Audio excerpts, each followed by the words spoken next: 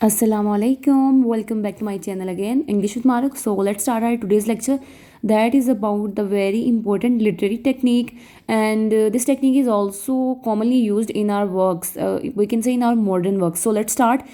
What is the technique? That is expressionism. Okay, what is expressionism?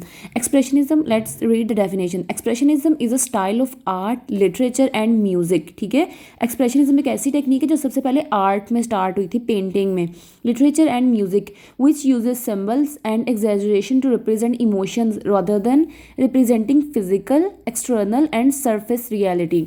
अब इसमें basic work क्या है कि इसमें सिंबल्स को यूज़ किया जाता है और किसी सिचुएशन को एग्जैजरेट करके, हाईलाइट करके दिखाया जाता है, कि ज़्यादा इंटेंस करके दिखाया जाता है ताकि अराउज किया जा सके रीडर के इमोशन को। ठीक है, हमें इसमें इमोशंस दिखाए जाते हैं, साइकोलॉजिकल स्टेट दिखाई जाती है, कॉम्प्लेक्स थिंकिंग दिखाई जाती है किसी भी कैरेक्टर की।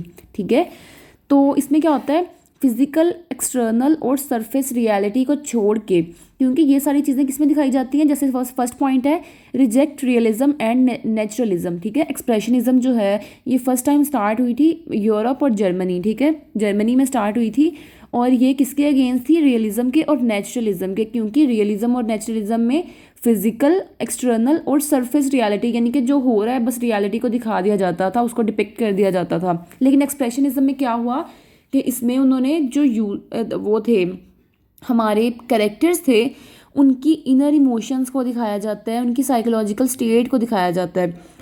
As I mention the second point, artistic response to dehumanising effect of industrialisation. ठीक है, इंडस्ट्रियलाइजेशन की वजह से जो इफेक्ट हुए थे, लोगों की साइकी जो थी वो डिस्टॉर्ट हो गई थी, कोई भी फ्लो ऑफ थॉट्स नहीं था, रैंडम, अननोन, कोहेरेंट सीक्वेंस, ये सारी चीज़ें जो है एक्सप्रेशनिज्म या एक्सप्रेशनिस्टिक प्ले में यूज़ की जाती हैं, जो कि इंडस्ट्रियलाइजेशन की मूवमेंट के बाद स्टार्ट हुई था। ठीक है, उसके बाद है focuses on personal emotion, psychology and subjective thoughts. जैसे हमें रियलिज्म में बस ऑब्जेक्टिव अप्रोच दिखाई जाती थी कि जो रियल में हो रहा है वो दिखा दिया गया सोसाइटी को या रीडर को, जो भी सोसाइटी में उस टाइम पे हो रहा था। ठीक है, लेकिन एक्सप्रेशनिज्म में क्या हुआ कि सब्जेक्टिव अप्रोच, उन्होंने कहा है कि हमें हर राइटर की, यहाँ पे हर कैरेक्टर की, in a single play, in every single play, हमने क्या करना है, किसी भी राइटर की या किसी भी रीडर की सब्जेक्टिव थॉट्स को देखना है कि वो क्या सोचता है, उसके पर्सनल इमोशंस कैसे हैं, उसकी साइकोलॉजी कैसी है, डैट शी और ही डोंट और doesn't want to present in front of society और in front of the people of, और we can say his colleagues. ठीक है, कि जो वो लोगों के सामने प्रेजेंट नहीं करना चाहता, उसकी इनर थॉट्स हैं, उसको प्रेजेंट किया जाता है एक्सप्रेशनिज्म की टेक्निक में।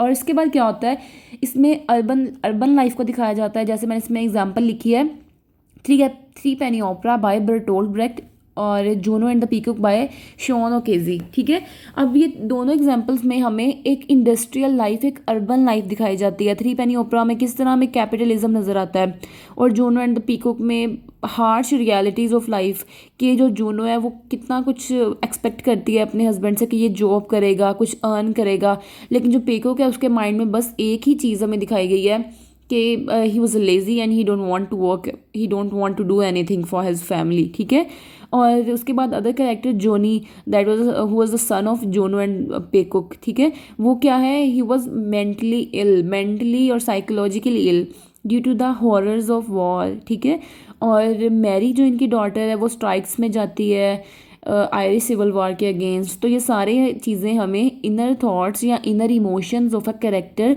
दिखाती हैं।